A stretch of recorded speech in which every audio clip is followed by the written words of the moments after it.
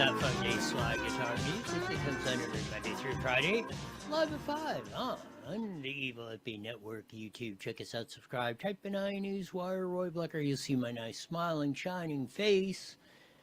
And, of course, we'll join the Mighty Red KMET, 1490 a.m. as we usually do at the bottom of the hour. And hopefully we'll have Susan Shelley on. A lot of people tune in to see her on a Wednesday. Lots of stuff going on. J.D. Vance finds 400 and some odd fraudster places in L.A. where they're getting ripped off. They put the kibosh on those. Absolutely fantastic. We'll give you all the latest on the governor's race heating up. The rats are putting pressure on Mr. Gavin Newsom because the race is in disarray still, even maybe more so with the Swalwell pullout. Teachers back Tom Steyer, which confirms the UTLA in the report and all their demands are exactly the same as what stupid Steyer is putting out. Carl DeMaio weighs in on Mia Bonna's attempt to stomp out free speech and fraud investigations just like J.D. Vance was, because why? Are they profiting somehow, legally or illegally, from these? We shall see, but the difference in this stuff rages on. Of course, another giant company with political ramifications bails out of California, moves to Arizona. The latest on the Bianco, Bonner, and ballots. But of course, today is April 15th, tax day, not only nationally, but in the states and California. We know all the income taxes, gas taxes, sales taxes, vehicle license fee, climate fees, utility surcharges, public Sacramento extraction up the kazoo. This is a great column by John Flashman on So Does It Matter on this day. As he says, tax day is a reminder of the trap. Tax day is supposed to be a yearly annoyance in California. It is an indictment. California taxes works shopping, driving, business activity, vehicle ownership, or property. Then the act's surprise when families feel squeezed, employers think twice about staying.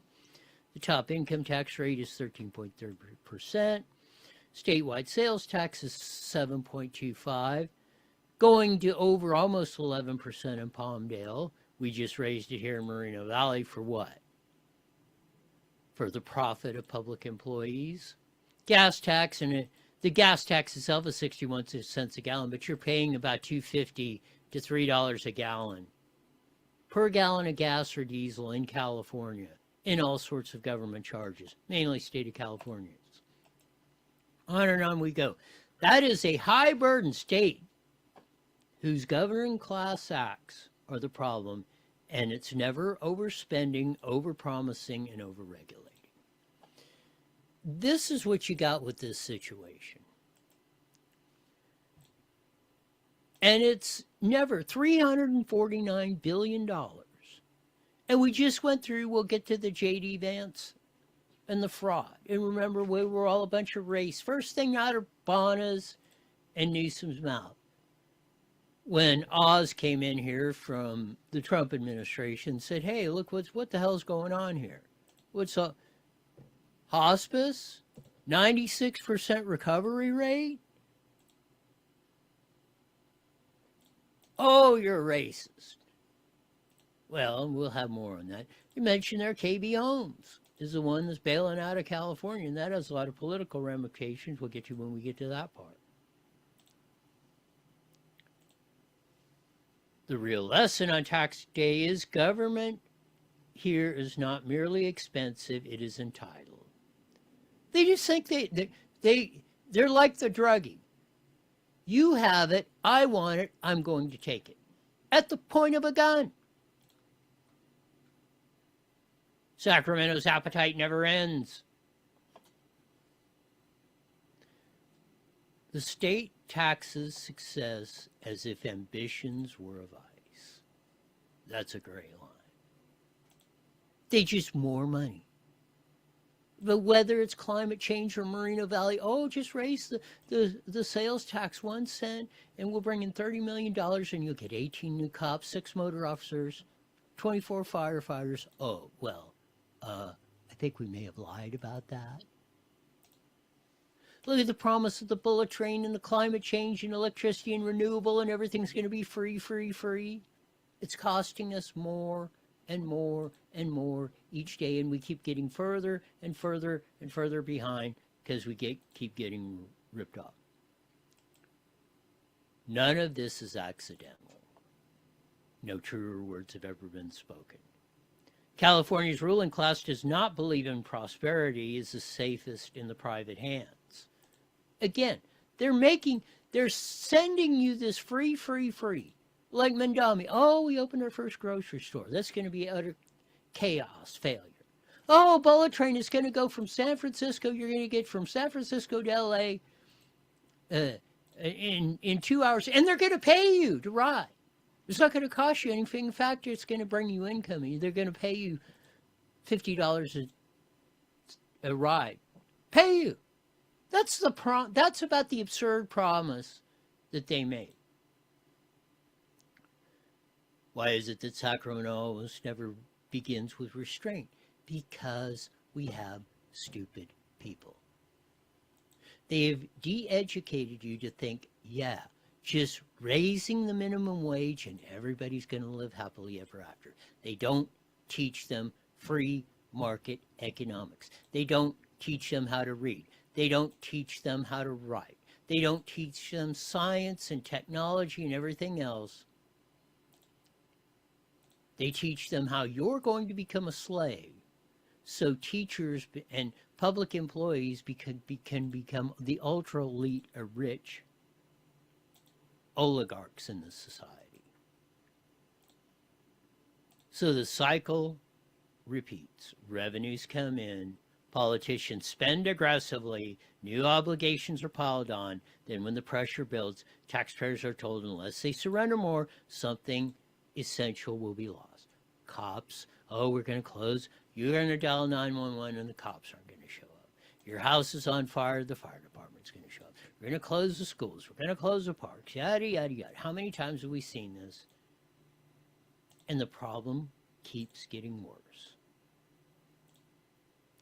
If you see a theme here who I'm identifying as the biggest problems in here,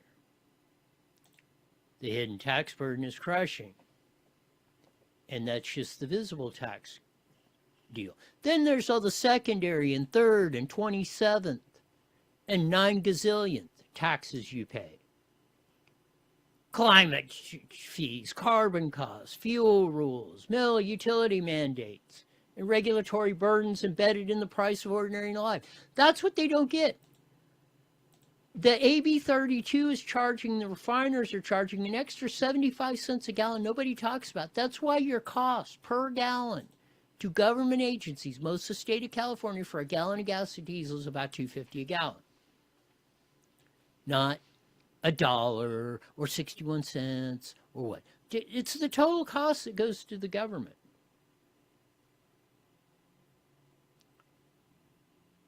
That's what's making the cost of goods. We pay almost the most and get the worst in services of any state in the union. We used to be on top of that. The bait and switch shows up in electricity bills. Oh, we're going to give you solar power and renewables, and it's going to be free. In fact, we're going to pay you. We're going to generate so much electricity. We're actually going to send you a check for $20,000 a month.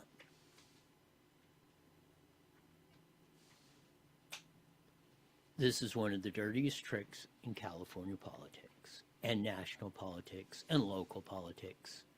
Taxpayers pay the premium prices for political failure.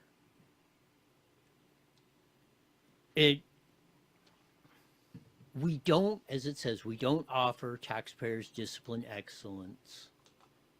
We give them chaotic disorder. while we're flushing you and your family's future down the toilet and enslaving you and future generations. Taxes reveal not merely economic policy, but political character. We got to stop electing the ding-dongs. I know it's in the front of everybody's mind today, but it should be in mind of you every day, especially with the elections coming up here in 2 months. We'll pick up some of the rest of the hot stories of the day, and Susan Shelley coming up on the rest of the show. Man, is this fun. Of course it is. It isn't fun paying the taxes. Hopefully it's fun enough to motivate you to get out there and get after it and pay a little bit more attention to what's going on in society or political makeup, because that is going to be your future, whether you like it or not. You stick your head in the sand.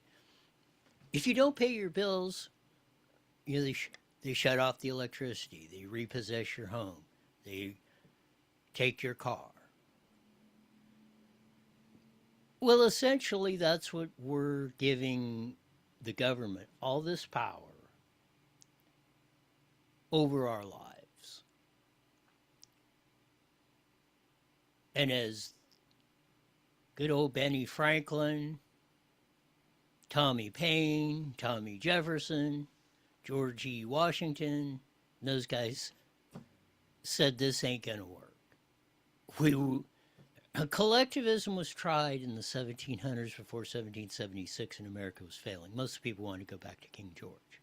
It's lucky we had the 3%ers. Said not no, hell no. We're either going to fight this or be hung for future generations. A lot of them went broke. A lot of them died.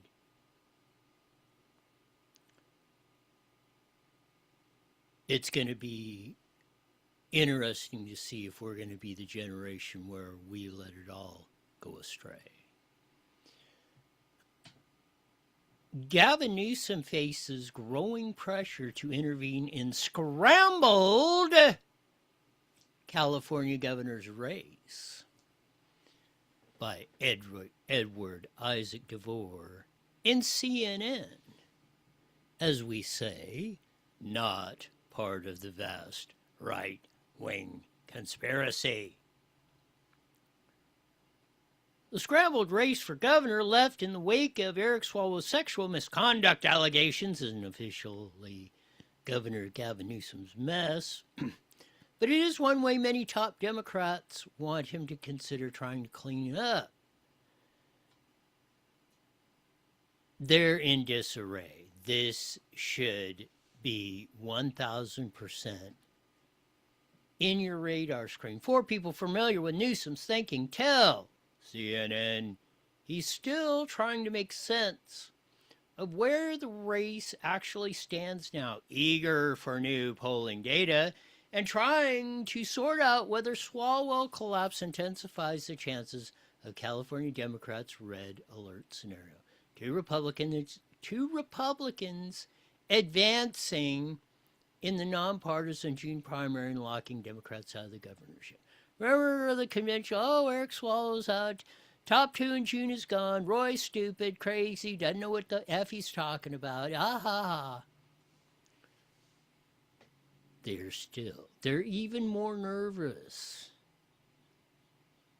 that the Swalwell pullout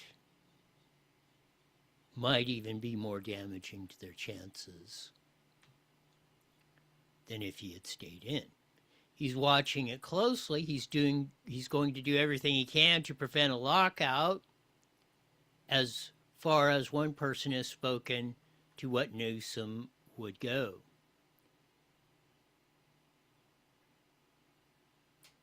One of the most things that you never know about politics is, like I've said, it can change 180 degrees in a heartbeat. Now, everyone is left guessing where that support will go, including as if whether we'll split or go to one candidate. Advisors of several leading contenders say they can only make what they admit are wishful guesses. So really behind the scenes, no matter what you hear the rhetoric, the guys that do this for a living or calculate all this stuff out or plot the strategies, or if we say this or if we do that, we might get this vote over here and yada, yada, yada. They're saying we don't know. Newsom has spoken to Representative Nancy Pelosi, former speaker and still a powerhouse in her state politics. He has been sitting in meetings with advisors. Everyone is asking the same questions. No one has the answers. So all this stuff, it's still in play. Top 2 in June is still definitely in play. And like they said, the biggest reason is even the candidates that are in single digits are still staying in the race. As Gray Davis said, don't get the hell out. You're going to regret it. You got to just get a chance as anybody else, even if it's down to the sucky 6 as it is now. Newsom tried to avoid a fractured field. He wanted Alex, the absolute dingbat dunce doofus, as California governor. In fact, he thought Padilla was going to run. I mean, every indication was he was going to, after Kamala bailed out, and that was Newsom pushing him. Even Newsom, it says, was surprised. He thought it was. Here's what I've been saying for a year now. Lack of star power. Kamala Harris. Kamala Harris was the really only star power one.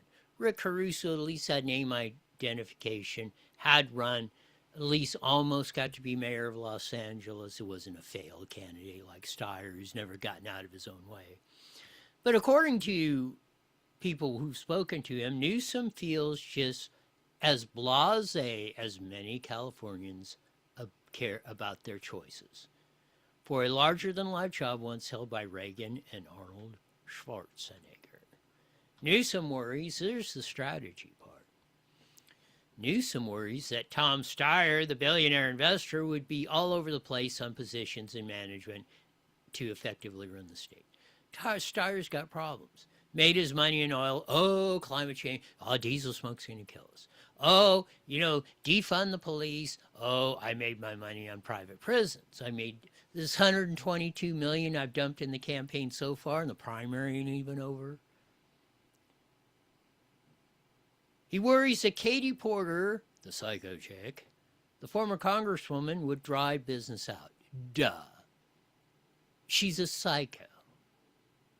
Dump potatoes over her ex-husband's head, according to divorce records. Get out of my effing shot to her staff. And again, there's rumors there's going to be more Porter tapes a-coming. He had a contentious personal relationship with San Jose Mayor Matt Mahan. Yeah, because Matt Mahan, at least once every 20th position, finally does say, yeah, Gavin Newsom is a POS. He ran against Mayor Antonio Villaraigosa 8 years ago, and the strain between them is still there. Yeah, he called Tony Villar everything but a Mexican. I mean, he ripped Antonio Villaraigosa up one end and down the other to win in 18. He has reservations about how former Biden Health and Human Services Director Javier Baccaria, as Joe Biden called him, appointed by former Governor Jerry Brown to be State Attorney General after Harris was elected. Baccaria is a dunce. Another one. Maybe slightly better than Rob Bonner, but not much. His campaign staff was ripping him off and pled guilty. You corrupt people, the whole thing. And plus, he's probably got an IQ of about 13. Aides to several current campaigns tell CNN that they have been seeing in focus groups some frustration with Newsom's record as governor. The only thing he's got is, we hate Trump. That's the only thing that people really, or the ones that are supporting Newsom, see. That's why you see Tom Steyer, the sucky six, it's all Trump, Trump, Trump, Gavin Newsom, Trump, Trump, Trump, Adam Schiff, Trump, Trump, Trump, Alex Fadee, all, both of them endorsed the spy, sexual predator, Swalwell. No set plans have been discussed yet, advisors to several say. They are sensitive to and embarrassed by Swalwell endorsements they quickly withdrew Friday. We'll get to that in a minute. Spokesman noted that Schiff has been warning Democrats could get shut out for the governor's race of that. So you think my deal of top two in June to win, every Democrat political player has been worried about this immensely for the past 4 months. Of course, the write-in candidate. Not saying that. Murkowski pulled it off in Alaska. But write-ins are very tough. This is Rusty Hicks, the Democratic California Party chair. Certainly, Gavin Newsom is an important voice of California, has been and continues to be, but he's not the only voice. I know he is watching this very closely and may or may not get involved in the future. But that's a question for himself. And what the hell he would say that? We all know. Yeah, he could or he couldn't. He may or he may not. Again, the Rusty Hicks, I've never heard of this guy before. He's chair of the party. The Democratic Party is in total and utter disarray. Here's another example. Teachers backing Tom Steyer. This has two connotations. That stamps the report we had yesterday and brought out to you by United Teachers of LA. Defund the police, social justice, we want more money to make your kids stupid. Climate change and all a bunch of stupid stuff. Well, that's what, like Newsom said, not me. Newsom said that's why Steyer is freaking dangerous. If Newsom's saying, as dangerous as Newsom is, and he's saying Steyer here is worse, well, and Gavin Newsom's an expert on being dangerous, at least politically.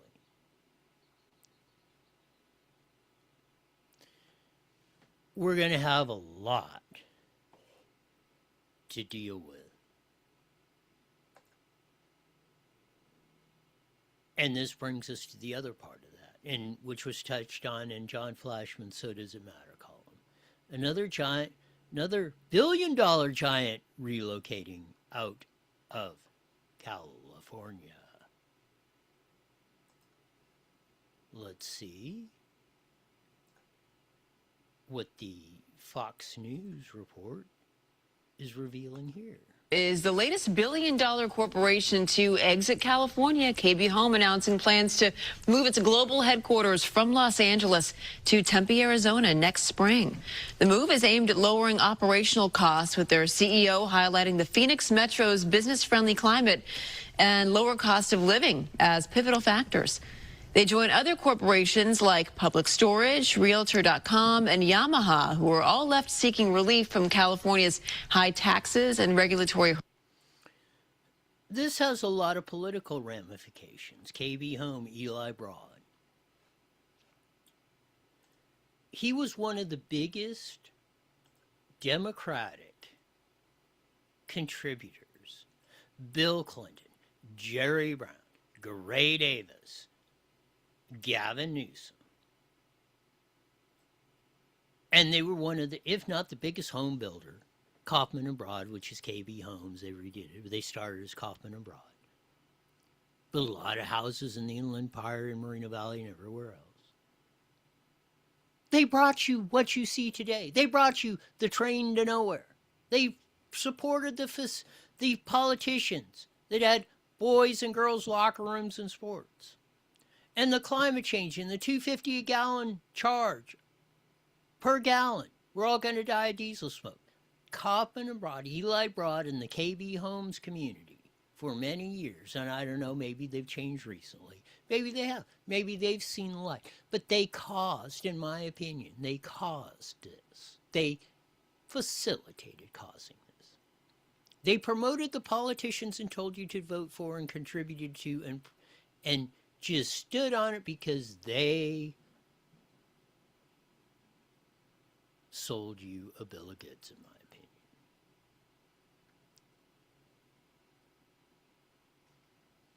There it is in the California Post. California exodus strikes again as home building giant pulls out. KB Homes announces packing up its Los Angeles headquarters and heading to Tempe, Arizona. This is absolutely stunning. And again, they provided a lot of the political contributions that they're saying now they're leaving. The vagrants. How freaking disingenuous. Could this whole enchilada be?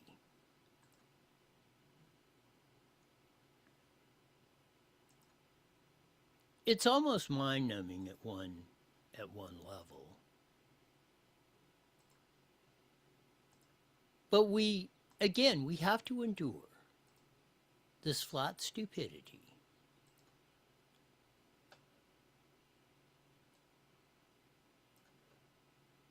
J.D. Vance and the White House Fraud Task Force, 447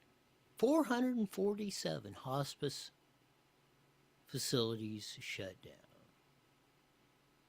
23 suspension, estimated $500 million savings. What, in a couple weeks? And Newsom and B.S. Bono are saying, oh, we've taken care of, we're the fraud. Oh, it's Mean Billy Saley, he's doing it. Oh, then now J.D. Vance coming in and saying, holy cow. See what the Fox News report The says. anti-fraud task force led by Vice President J.D. Vance has suspended 447 hospices and 23 home health agencies suspected of fraud right here in Los Angeles. The total fraud estimated at more than $600 million so far. We talked about that recently with the CMS Administrator, Dr. Mehmet Oz. The number of suspensions is roughly a 539% increase from the 70 reported by Fox News Digital at the beginning of April. 5 times. Over 500% increase in suspensions and everything. In a few weeks. And we were told this was all under control. Nothing going on here.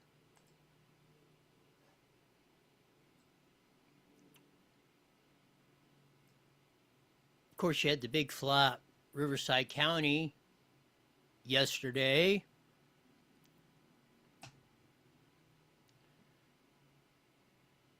There was over the flap over who's paying the legal bills for the ballots, and Bianca and Bonta and all the lawsuits, and Clarissa Cervantes, and they're suing and all that. Well, mostly, the county said we can't pay for it because our county council has a conflict because they also represent the register of voters. Now, it was a 4-1 vote.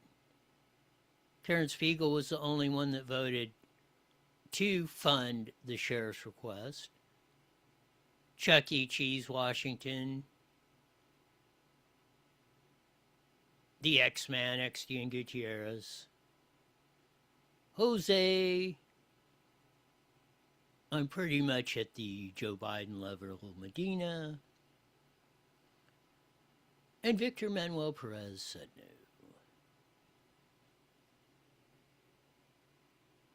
Here's a little bit in the Palm Springs Channel 4 report. Here we go. Hopefully. Why is she not talking? The claims and community reaction. That's right. Riverside City Council member Clarissa Cervantes, along with other plaintiffs involved in this lawsuit against Riverside County Sheriff Chad Bianco, are now speaking out publicly, alleging the sheriff is using taxpayer money to fund his legal defense as he faces multiple lawsuits tied to his election investigation. Now, these lawsuits stem from Bianco's seizure of hundreds of thousands of ballots from the Registrar of Voters as part of his investigation into the 2025 special election. Plaintiffs are now alleging that Bianco is using taxpayer money to cover. What about the taxpayer money in going through all this? Rob Bonner is costing us taxpayer money, filing lawsuits. Or how many criminals are going free? Or how many hospice frauds or unemployment fraud or whatever fraud is going on because Rob Bonner is in here trying to prevent Chad Bianco from answering a question many people are asking. Even the county board of frickin' supervisors. Show us and count the votes. Show us 657,000 pieces of paper. That's how many you said. California law says each vote has to have a piece of paper, a paper ballot to it. So if you're going to have a 657,000 vote total, then how did you only log in 611?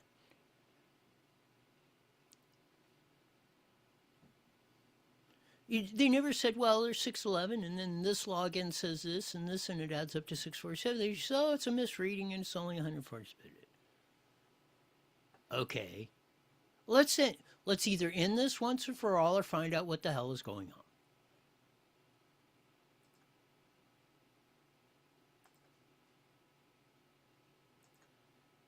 CBS News had a story on the 16 felonies charged in the dude who torched off Ontario Mills Mall. Second one, the guy that was torched off the Kimberly Clark warehouse in Ontario. Now they're getting him Ontario Mills Mall. They lit it on fire. This guy lights it. Here's the CBS 2 report. Large fire at a commercial building in Compton today. This is the Magnesium Alloy Products Company on North Alameda Street. Flames burned through the roof with smoke seen for miles before crews were able to get a handle on it. Fire started inside several stores inside the Ontario Mills Mall, and now a suspect is facing arson charges. CBS LA's Joy Benedict speaking to customers still shaken by what happened. Get on your stomach right now. Get on your stomach. A terrifying scene inside the Ontario Mills Mall. As alarms went off and flames seemed to crawl up the wall at the True Religion store inside on Friday. But this wasn't the only fire. It's scary. Makes me kind of cautious of wanting to go inside. Tuesday, shoppers are still wary about the arson as inside the store remains closed. The smell of smoke still lingering days later. But the man taken into custody is now charged with 16 felony counts, including 11 for arson. Police say he lit multiple fires inside the mall, not only at True Religion, but North Face, Marshalls, and Nordstrom Rack. We could have put a lot of lives at risk. Employees tell us off camera the suspect was going around the mall with a lighter. We're told he lit multiple fires inside the Marshall store alone, but they saw it on security video and were able to get them out. We're told by employees that he also threatened a manager who tried to stop him. Luis Javier Gallegos Jr. was arrested inside the clothing store. In addition to the multiple arson charges, he's also facing charges for making criminal threats and resisting arrest. We need to extend the Good Samaritan law.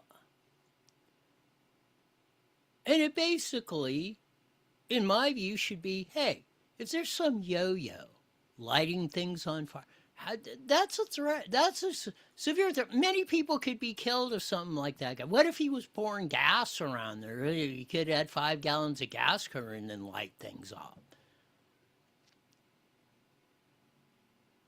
The Good Samaritan law should be extended. If you see some ding-dong doing this, anyone can use whatever force necessary to stop the threat. This stuff is just flat getting out of control. You're working in a warehouse and you're seeing this guy trying to light the place on fire. You should not have any criminal charges or be held liable for using anything at your disposal to stop it.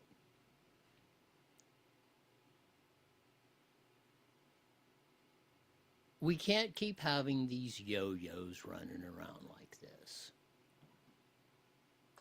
The 28-year-old is from Rancho Cucamonga, and although his crimes appear similar to that of the suspect in the Ontario warehouse arson fires a few days before, the district attorney's office says it does not appear that the two men know each other, although the motive for the mall fires remain under investigation. That's kind of like an act of terrorism. But with so many... Well, I have to agree with the gentleman there. It's an act of terrorism. Look at the Kimberly-Clark. I mean, that basically is done. What, $100 million building up in smoke because some guys, complaining about, we're not getting a living wage. You know, the free market says you're paid what your labor is worth.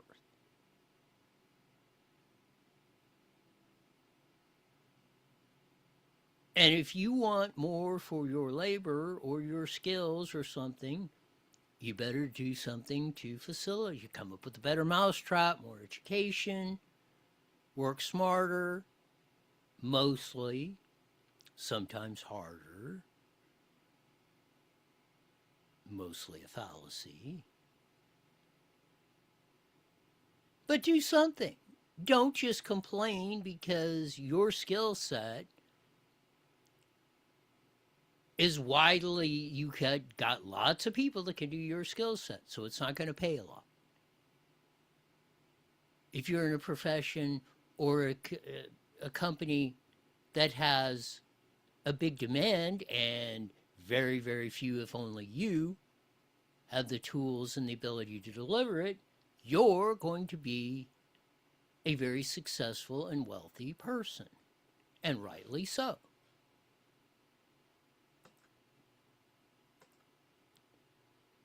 And you should not go around, well, like we're doing now with the 5% wealth tax and that. SEIU and the public employees, see, they're going broke, so we'll just take it over from the rich guys. Fallacy. California's doing that. The United States, 10% of the people are paying like half the income taxes. The upper 50% are paying darn near all the taxes. Though the bottom 50% in America, and even more so in California, don't pay any income taxes. California is even more tipped over. The top 10% pay about 80% of the income taxes, or 75%, I think. The tax the rich thing does not work. It will eventually do and destroy your economy.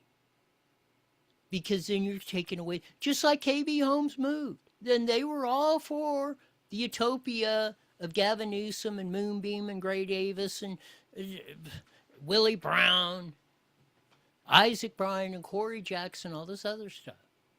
And then when it all turns to crap, Karen Bass. When it all turns to crap, hell, we're bailing out. Yeah, it's too expensive out here. There's vagrants all in front of our office building. We can't even get in. We got to run through poop and piss to get in the front door. Well, this didn't work out so good. Well, you know what? See you later, California. Deal with the mess we helped make. That's my opinion of what went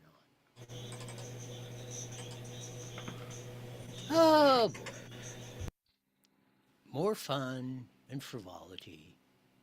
I just hope that more people remember tax day today. 30 seconds. And what this should be on the forefront. It shouldn't disappear until next year. We got elections to win and stuff.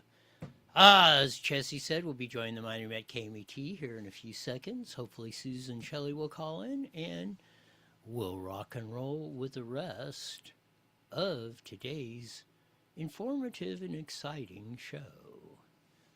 2 seconds. Here we go. And Susan's on the line. You got it. IE Newswire Daily is on the air. The following is a paid program. Views and claims expressed are those of the program producer and are not endorsed by this station. Opinions expressed are not necessarily those of radio station KMET, its management, employees, or affiliates.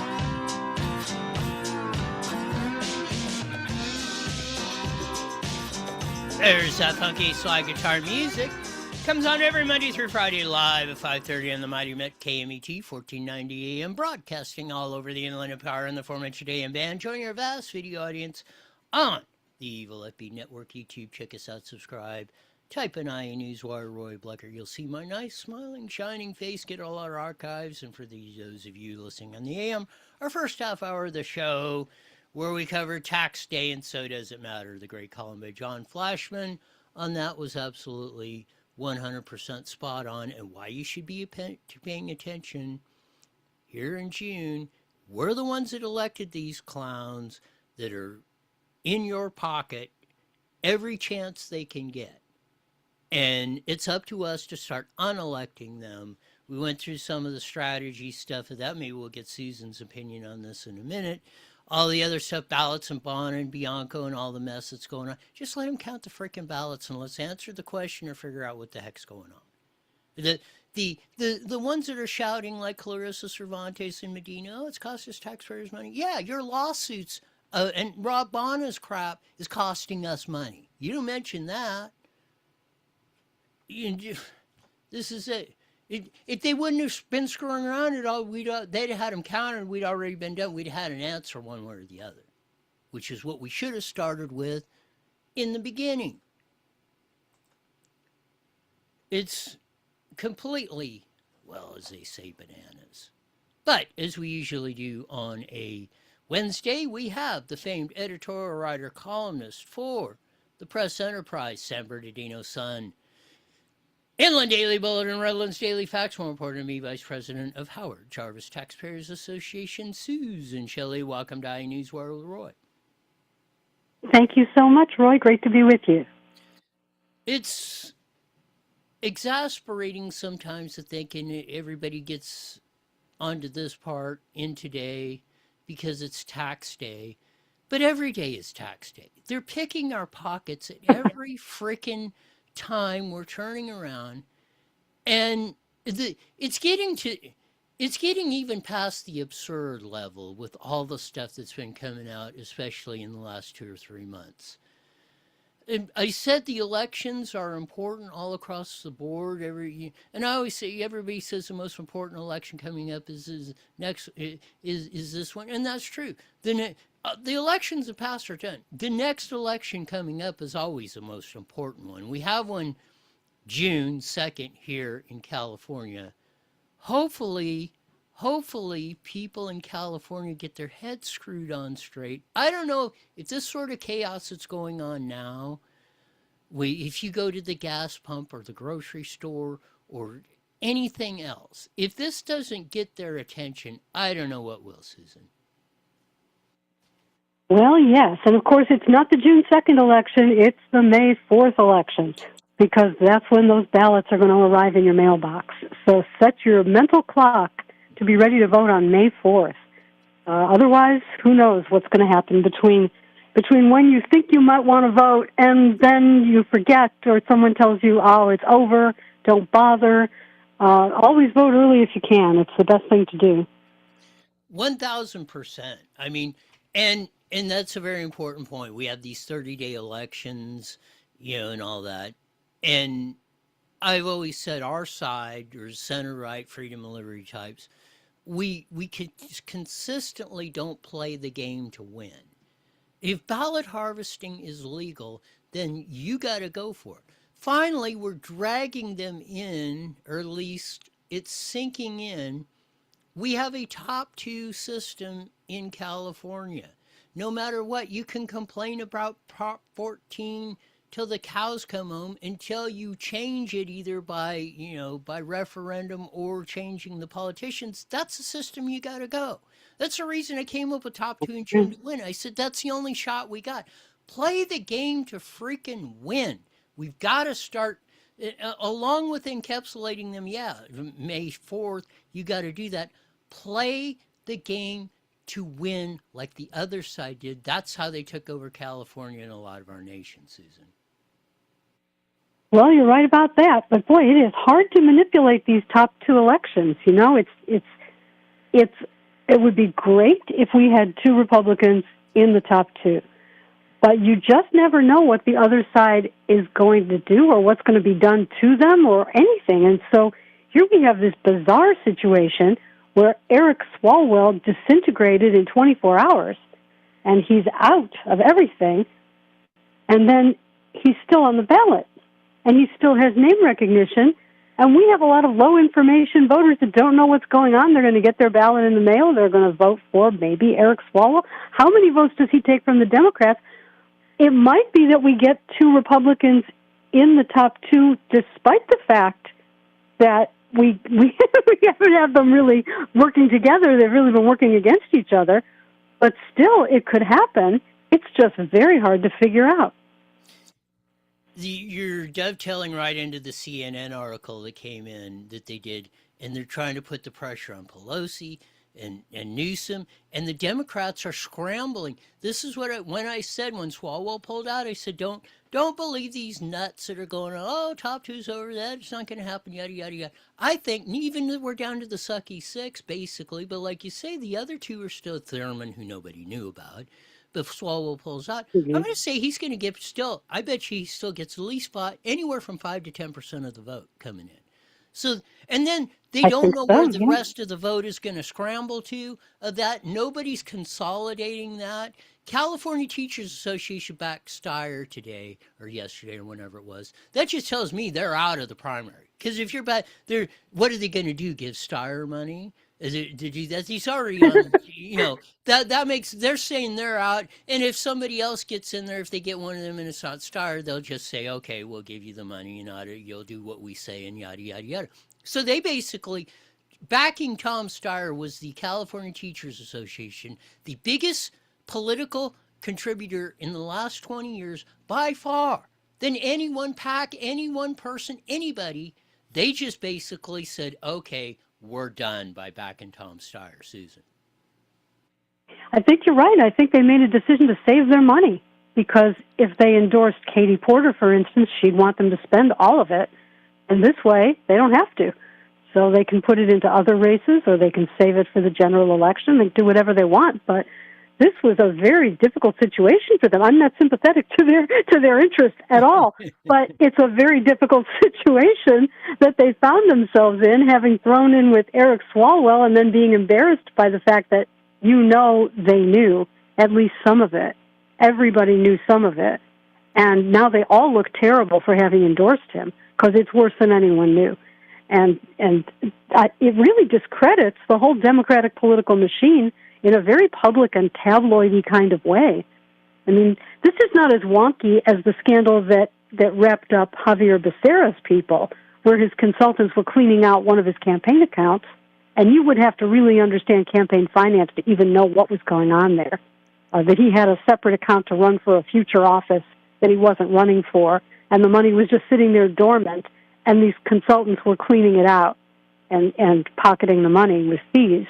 And really, how would a regular person even understand any of that, or who they are, or why this is allowed for people to have campaign accounts for offices they're not running for, and to collect money and to park the money? But this scandal with Eric Swalwell, this is easy to understand. This is basically the Bill Cosby scandal again, where it looks like he was drugging and raping people, and people he worked with who worked for him or in a subordinate position. This is really terrible, and he could end up in jail over this, and the whole Democratic establishment endorsed him and knew about it, at least some of it. So that's just very discrediting, I think, and very public. Yeah, and like I said, it's going to take at least, and we're getting, within a week before voting, we're not even going to have a clear position on how all this stuff stands with all the scrambling that's been going on of that. And and again, this may be the first time in 30 years, if ever. This is the first time I've ever seen the Democrats scrambling this hard this close to election. They've always usually had to get it. But you mentioned about Swalwell and the rape allegations, and you put it up on the X post or retweeted from the Swalwell's attorney. And he had the audacity to go on TV and say regret is not rape. Now they're trying to demonize the victims that have come out, 3 or 4 or 10 or whatever the number will probably wind up on that. And I said it in the beginning, the first young lady that said that, I said, in her 2 instances, I said, this sounds like she got dropped a Mickey. And then we had that Drew's woman come out yesterday and say, yeah, that I had to have been drugged. I only had 1 glass of wine and I'm passing out. I mean, unless you're totally intolerant of alcohol, that's not going to happen. But and then to come out and try to make Eric Swalwell the victim in this, that kind of hubris is, I mean, that might be in the top 3 of all time of history, Susan. And it's so stupid. It's just so stupid because this is how these Me Too allegations come out. They say, oh, everyone's a liar. None of this happened. They all went along with it, and now they're lying. That is the surest way to get more victims to come out, just enraged to the point that they will take the slings and arrows and they don't care because they're so angry at being called liars. This happened to Bill Cosby. This happened to Bill Clinton.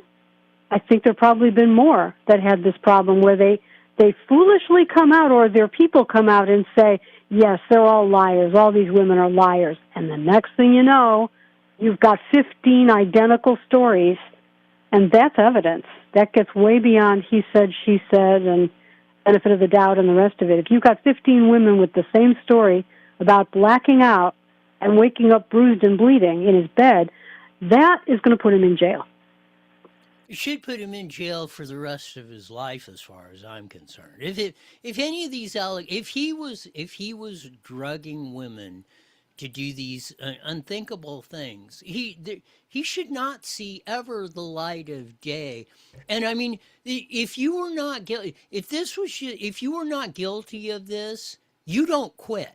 You do not, if you're a politician, especially a Democratic power, one that they've been using, to go out there as a mouthpiece against Trump and all this other stuff, and you don't quit. Even if most of the times you don't quit even if you did it. But if you didn't do it, there is no possible way you back away from running for governor and then 2 days later quit Congress. If you don't know really that you actually did this stuff, it's just unfathomable that it could be anything but that, Susan.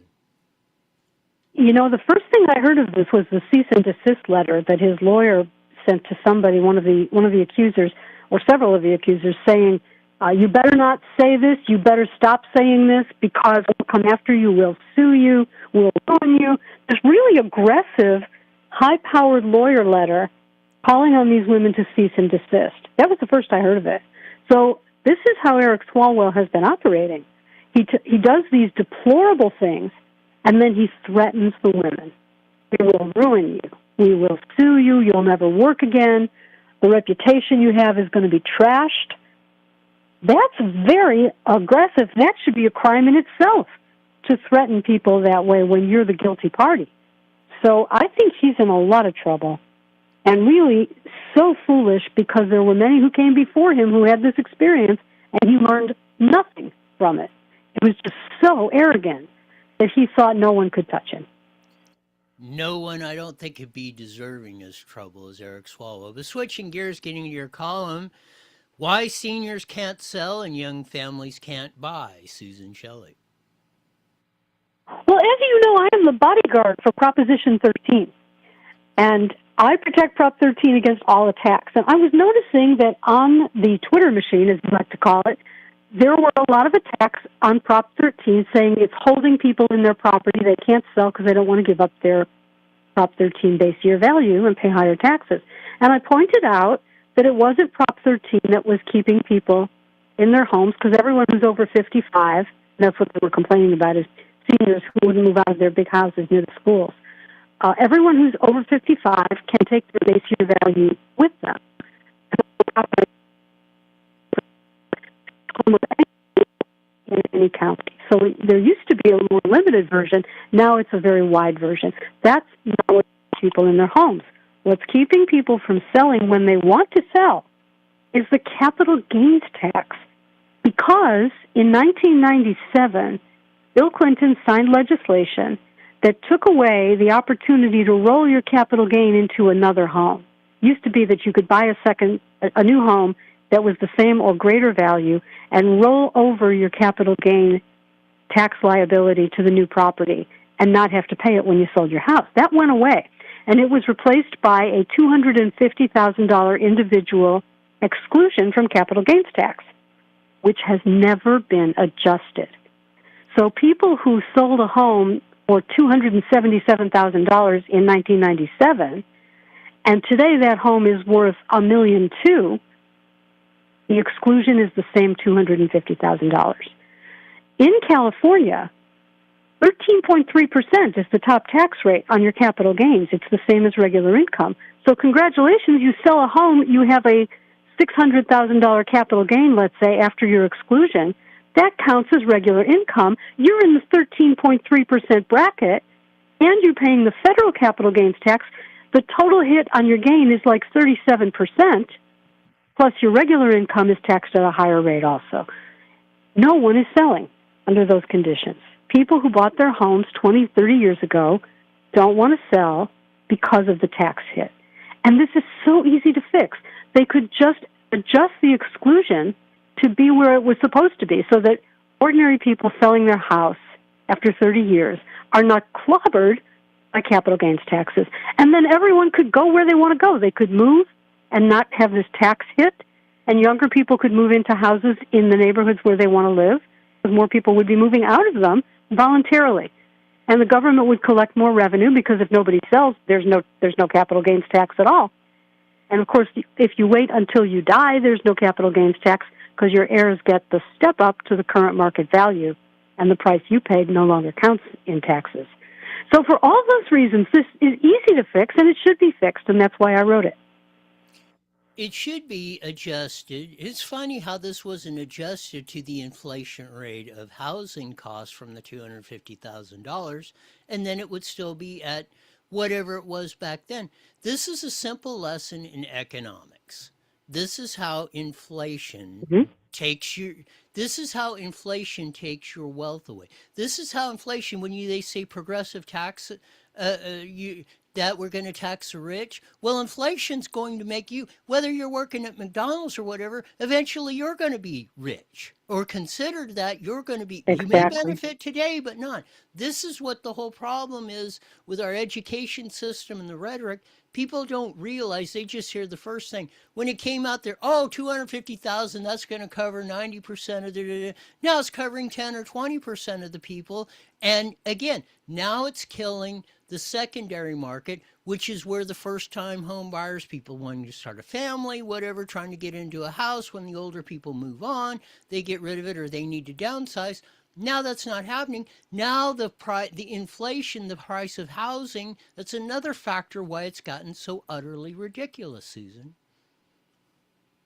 It's absolutely true, because there's a limited amount of houses on the market, and it's artificially limited because people who want to sell can't sell, because if they sell, they don't have enough money to buy something else because they've just lost a third or more of their gain when they sell. More than a third, because you also have the selling costs and the rest of it and the moving costs. But you're going to lose 37% to capital gains tax, federal and state. And that's crazy. That's just crazy. That's so punitive for people who have been paying taxes in their neighborhood all these years. And they're not Rockefellers and Gettys where you can just say, aha, we don't want you passing on that wealth and we're going to stop this robber baron business. Nobody's a robber baron. These are ordinary homeowners. And it's just wrong to let the tax code distort the housing market this way. And it's so easy to fix. You don't need a CEQA exemption. You don't need a tax. You don't need anything else except fixing the exclusion of capital gains to make it worth what it was in 1997. That's the only thing you have to do. Your other column this week, could Los Angeles back out of the 2028 Olympics? Susan Shelley. Well, it turns out that the Olympics are not as popular at the city council as you might expect them to be.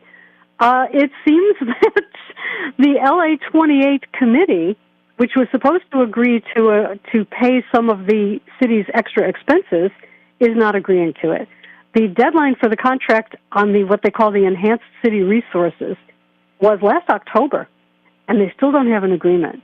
And the city has no leverage because they signed the host agreement. It was Mayor Eric Garcetti who signed the agreement before he left office, and everything was deferred for later negotiations, and now the city is stuck hosting the games with these hundreds of millions of dollars of potential extra expenses that will not be reimbursed because the LA 28 committee won't commit to reimbursing them.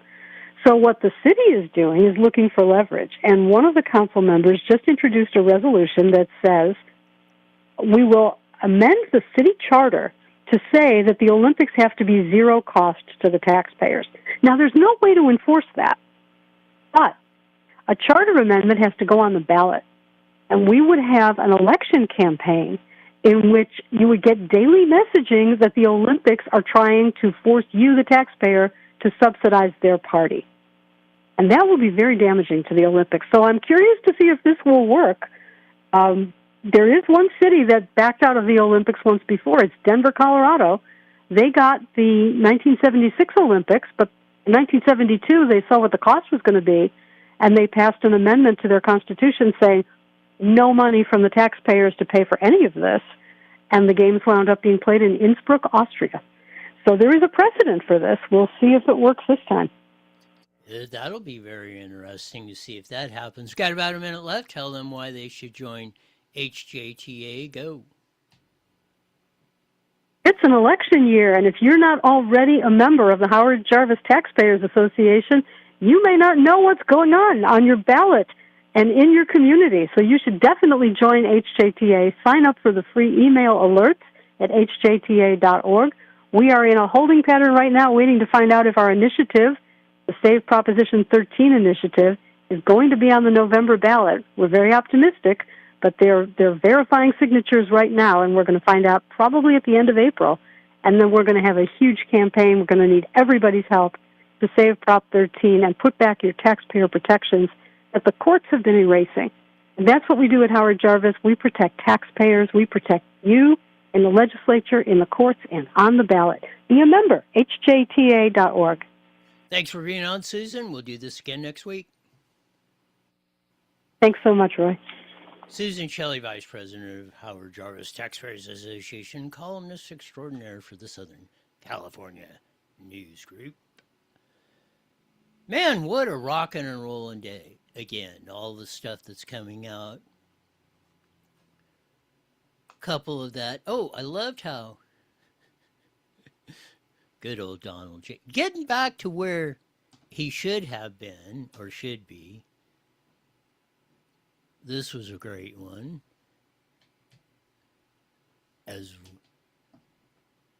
Why is Fox News showing sleazebag Tom Steyer doing a big piece on him right now and probably putting him into play instead of talking about Republican candidates and many good ones like Steve Hilton, and he didn't forget Chad Bianco, and Republicans?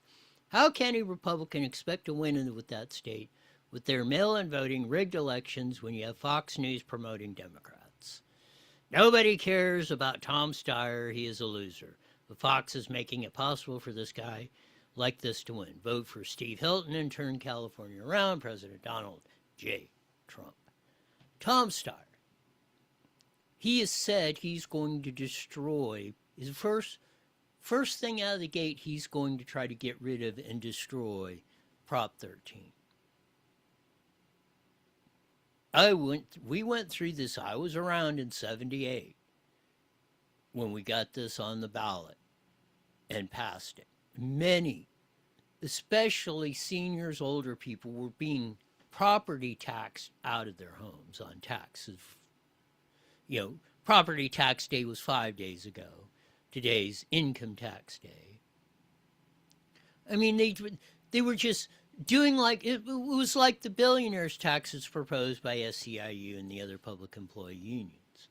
Oh, just go, oh, we'll just keep jacking your property taxes up. And there was no mechanism in there to stop them. Well, Prop 13 stopped that, capped the rates. If you didn't move, you were locked in. 1% can go up 2% a year. If you bought a new house, that's where it was. 1% of assessed value of that, and it can go up 2% a year, and that's it. It's the only tax we're not in the top 3. And we're still, because our properties are still I still think we're in the top 20 in property tax revenue. I mean, Texas is high in property tax, but they have no income tax, 0. So or is it sales tax? One of the two. I think it's sales tax. They don't have a sales tax. One of the two, either income or that. That's why they're, okay, so the property taxes are doing it, and then, now we can have the argument and debate of which is better and all that. That's a story for another day. But you only need one, you should only have one revenue source. I've always said, should be a flat sales tax across the board. Would be the biggest economic boom you've ever seen. State, federal, and local, let's split it 3 ways. And Katie, bar the door, that's it. That's all you're getting. Maybe let's say 10%. So which way it should be, because government should not really be over 10% of an economic deal to make it work. But hopefully we'll get into the education part of this, because we're almost out of time. And you're probably thinking, why doesn't he shut up now while he's ahead? Which I'm going to do, because it's coming to the end of my time for today. On this lovely day, tax day, April 15th, every year in the U.S. Oops. Now, hit the right button. As we usually say at this time, mandatory, you're back here in 23 hours wide. You're the best darn show in the whole wide world. Until then, see ya.